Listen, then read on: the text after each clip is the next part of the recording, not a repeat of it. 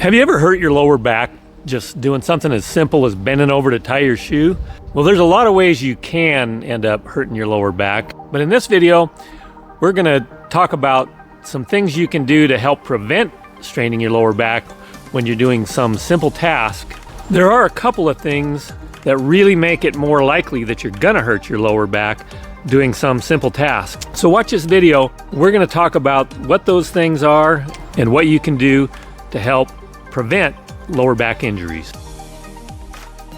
So we're just going to get right into the meat of this. One of the big reasons we get lower back injuries is because our lower back muscles are weak or overworked. If you look at your anatomy, if you look at your entire skeletal frame, you can see how most of your bones have muscles on both sides opposing each other that provide stability and strength to that area of your body. We use the arm as an example. On one side you have the bicep, on the other side you have the tricep, and there's a lot of small muscles involved in there as well. But you can see that it's a pretty even split from one side to the other. Tricep is generally a little bigger because we tend to push more things than we pull, which is the function of a tricep, is to push, is to extend your arm, and the bicep is to retract your arm. When we come down to the lower back, if we look at the structure of your skeleton, you can see that your entire upper body is supported by just your spine going down from your upper body to your lower body and the muscles that surround that area. Some of those are your back muscles, your glutes, and your hamstrings even play into this. And the rest of them are your abdominal muscles. And today, I want to really focus on the abdominal muscle. We know that over 70% of the population is overweight or even obese. And one of the problems that creates is a lot of people are running around with a stomach that's stretched out, swollen, protruding, and basically because of all the extra body fat that they have, their abdominal muscles are stretched out and weak. There's a couple of problems created by that. One of them is that if you're carrying excessive weight on the front of your body, it can cause your spine to lean in, and you can have a pelvic tilt that basically puts your spine in a mechanically incorrect position and makes it more prone to injury. But it's not just the fact that the excessive weight on the front of your body is putting a load and pulling on your spine and putting it in a bad position.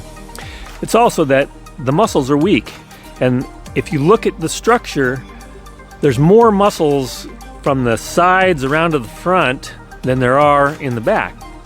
And if your front muscles and side muscles are weak, then your back muscles are doing all the work. So when you combine the improper alignment of your spine because of excess weight on the front of your body, along with the fact that every activity that you engage in requires your lower muscles to do almost all the work that was intended to be done by not only your lower back muscles, but your lower front muscles, your abdominal muscles, your obliques, etc.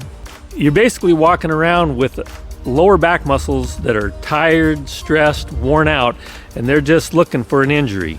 Our bodies have a limited capacity to recover from exercise and wear and tear.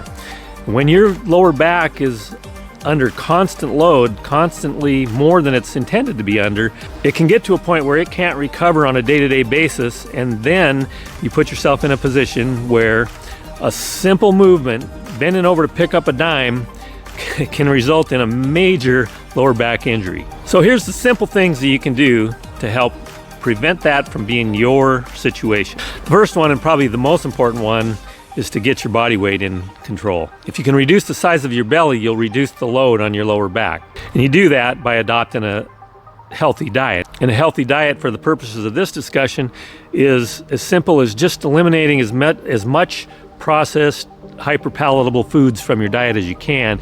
Focus on good sources of protein, high quality protein that helps support your muscle growth, and focus on foods that didn't come in a package. Simple as that.